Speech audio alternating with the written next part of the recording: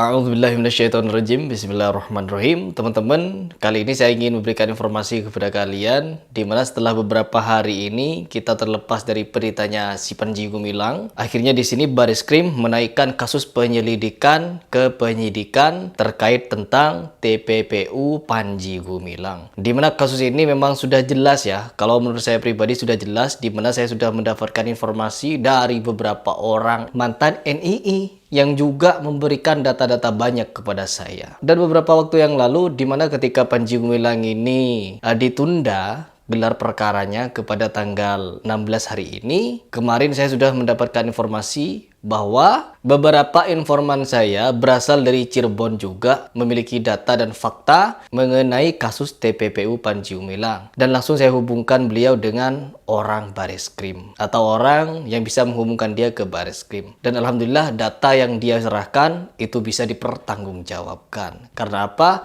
Saya juga mau datang ke Cirebon, ini jauh ya, jadi butuh waktu. Dan kebetulan saya juga banyak aktivitas di sini. Oke, sebelumnya kita kembali pada pembahasan. Kalau kasus penistaan agama yang dilakukan oleh Panji Gumilang itu sudah mutlak positif. Kenapa saya menyatakan mutlak dan positif? Karena apabila pernyataan seperti Panji Gumilang ini dibiarkan, nanti akan muncul Panji Gumilang yang lain. Ya, akan ada Panji Gumilang 2, 3, dan 4 nanti ya, yang akan memodifikasi agama. Memodifikasi ajaran Islam yang sudah rahmatan lil alamin ini. Kenapa saya menyatakan demikian? Wong Panji Gumilang saja tidak ditangkap, jadi nanti ada aliran-aliran sesat baru untuk memberikan modifikasi kepada ajaran Islam. Begitu teman-teman. Beda halnya dengan Syiah. Kalau Syiah itu sudah mutlak sesat menurut beberapa ulama.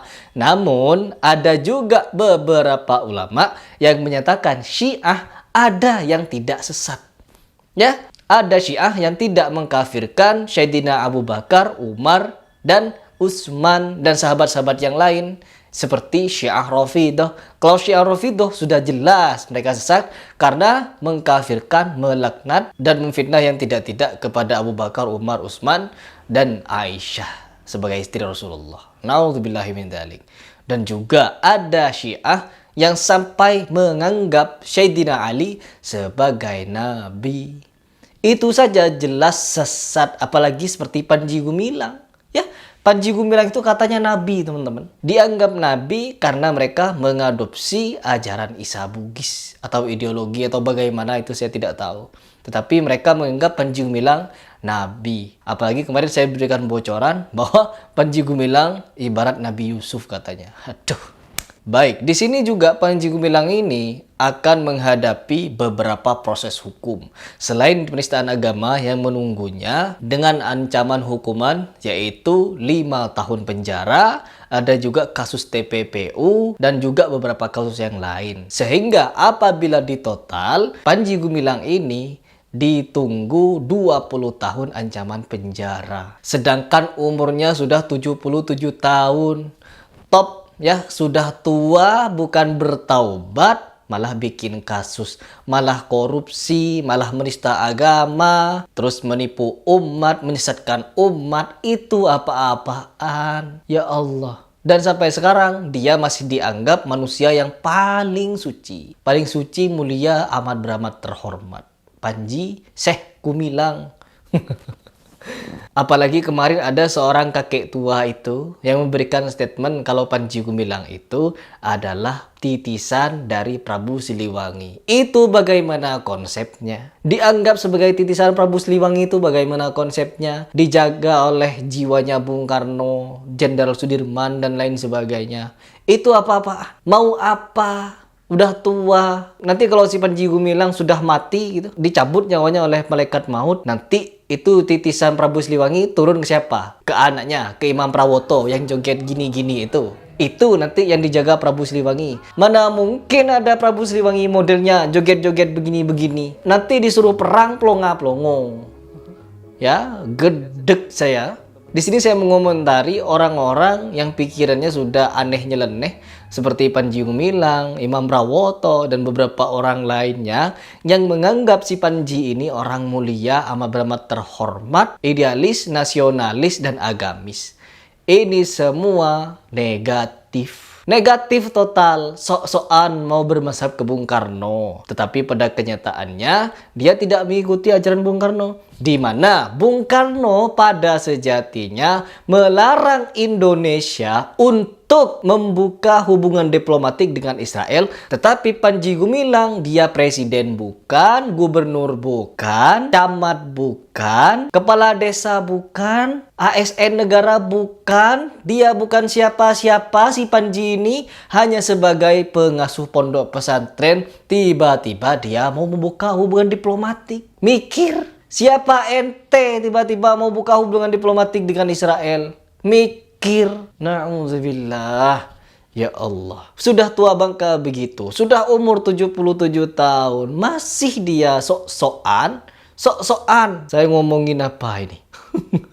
Terus yang berikutnya, dia mendoktrin umat NII dan dia mendoktrin para santri yang ada di Al Zaitun sana dengan akidah meyakini kalau Al-Quran itu adalah perkataan Rasulullah. Ini adalah doktrin yang sangat-sangat sesat dan menyesatkan. Ini kalau tidak dicatatkan sebagai penistaan agama akan menimbulkan kedepannya banyak orang menistakan agama. Nanti bisa bebas orang-orang memberikan pernyataan Al-Quran perkataanku, Al-Quran perkataan ini, Al-Quran perkataan itu. Jadi Allah sudah tidak berhak atas Al-Quran karena Allah hanya memberikan wahyu. Yang ngarang bahasanya adalah manusia. Apa-apaan ini? Rasulullah saja tidak pernah sepatah kata pun mengatakan kalau Al-Quran adalah karangan dia, perkataan dia. Bahkan Nabi Muhammad tidak pernah mengucapkan bahwa Al-Quran adalah perkataan Jibril. Padahal Jibril yang berbisik kepada Nabi Muhammad. Ayo, bagaimana itu? Di sini sudah sangat jelas. Sangat-sangat jelas kalau kita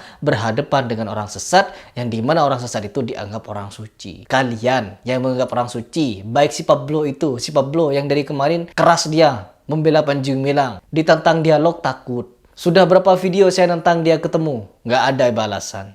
Memang kamu menganggap saya apa? Pablo, Anda menganggap saya siapa? Anda menganggap saya bukan tandingan Anda. Anda juga jauh bukan tandingan saya kalau begitu. Tapi apa? Karena Anda keras membela Panji Gumilang, saya juga keras membela MUI.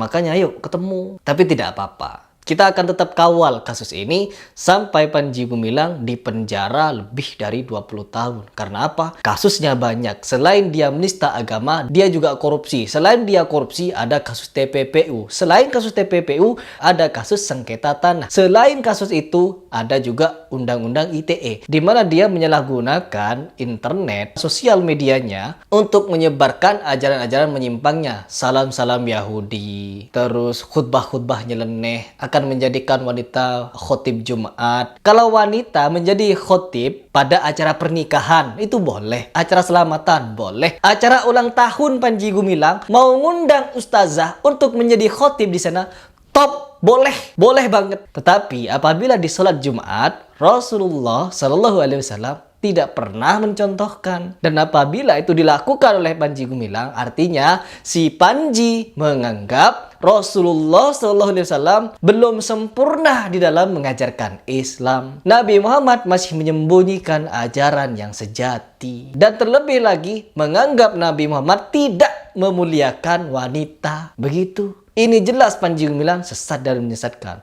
Wajib dipenjara agar apa?